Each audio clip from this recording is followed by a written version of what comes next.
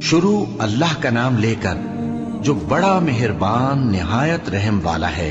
अलिफ लाम रा, ये हिकमत वाली किताब की आयतें हैं। क्या लोगों को ताज्जुब हुआ कि हमने उन्हीं में से एक शख्स को हुक्म भेजा कि लोगों को डर सुना दो और ईमान लाने वालों को खुशखबरी दे दो कि उनके परवरदिगार के यहां उनका सच्चा दर्जा है। ऐसे शख्स की निस्बत काफिर कहते हैं कि ये तो खुला जादूगर है। तुम्हारा परवरदिगार तो अल्लाह ही है जिसने आसमान और जमीन 6 दिन में बनाए, फिर अर्श पर जलवा अफरोज हुआ।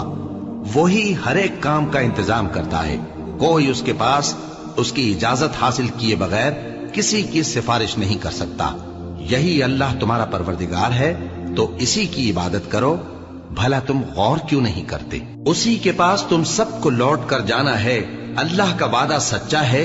वही खलकत को पहली बार पैदा करता है, फिर वही उसको दोबारा पैदा करेगा ताकि ईमान वालों और नेक काम करने वालों को इंसाफ के साथ बदला दे। और जो काफिर हैं उनके लिए पीने को निहायत खौलता पानी और दर्द देने वाला अजाब होगा, क्योंकि वो कुफ्र करते थे। वही तो है जिसने सूरज को खूब रोशन और चांद को भी मुनव्वर बनाया और चांद की मंजिलें मुकर्रर की ताकि तुम बरसों का शुमार और कामों का हिसाब मालूम करो। ये सब कुछ अल्लाह ने तदबीर से पैदा किया है। समझने वालों के लिए वो अपनी आयतें खोल खोल कर बयान फरमाता है।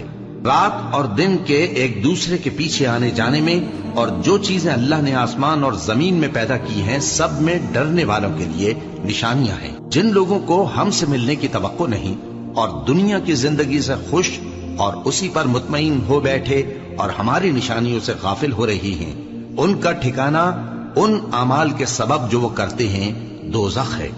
और जो लोग ईमान लाए और नेक काम करते रहे, उनको उनका परवरदिगार उनके ईमान की वजह से जन्नतों में पहुंचा देगा।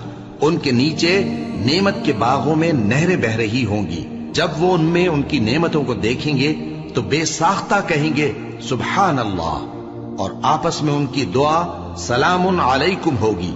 और उनका आखिरी कौल ये होगा कि अल्लाह रब्बुल आलमीन की हम्द और उसका शुक्र है। और अगर अल्लाह लोगों की बुराई में जल्दी करता जिस तरह वो तलब खैर में जल्दी करते हैं, तो उनकी उम्र की मियाद पूरी हो चुकी होती। सो जिन लोगों को हमसे मिलने की तवक्को नहीं, उन्हें हम छोड़े रखते हैं कि अपनी सरकशी में बहकते रहें। और जब इंसान को तकलीफ पहुंचती है तो लेटा और बैठा और खड़ा हर हाल में हमें पुकारता है। फिर जब हम उस तकलीफ को उससे दूर कर देते हैं तो बेलिहाज हो जाता और इस तरह गुजर जाता है कि गोया किसी तकलीफ के पहुंचने पर हमें कभी पुकारा ही न था। इसी तरह हद से निकल जाने वालों को उनके आमाल आरास्ता करके दिखाए गए हैं। और तुमसे पहले हम कई उम्मतों को जब उन्होंने जुल्म किया हलाक कर चुकी हैं। और उनके पास पैगंबर खुली निशानियां लेकर आए, मगर वो ऐसे न थे कि ईमान लाते।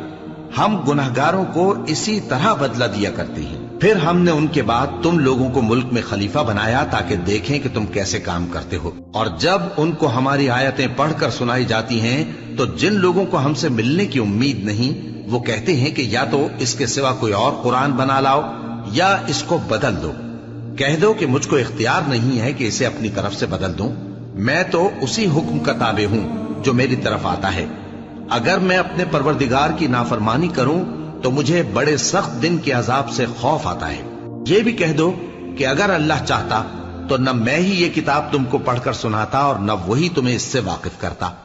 बस मैं इससे पहले तुम में एक उम्र रहा हूं और कभी एक जुमला भी इस तरह का नहीं कहा। भला तुम समझते नहीं? तो उससे बढ़कर जालिम कौन होगा जो अल्लाह पर झूठ बांधे या उसकी आयतों को झुटलाए। बेशक गुनहगार फलाह नहीं पाएंगे। और ये लोग अल्लाह के सिवा ऐसी चीजों की परस्तिश करते हैं जो न इनका कुछ बिगाड़ ही सकती हैं और न कुछ भला ही कर सकती हैं। और कहते हैं कि ये अल्लाह के पास हमारी सिफारिश करने वाले हैं। कह दो, क्या तुम अल्लाह को ऐसी चीज बताते हो जिसका वजूद उसे न आसमानों में मालूम होता है और न जमीन में? वो पाक है और उसकी शान उनके शिर्क करने से बहुत बुलंद है।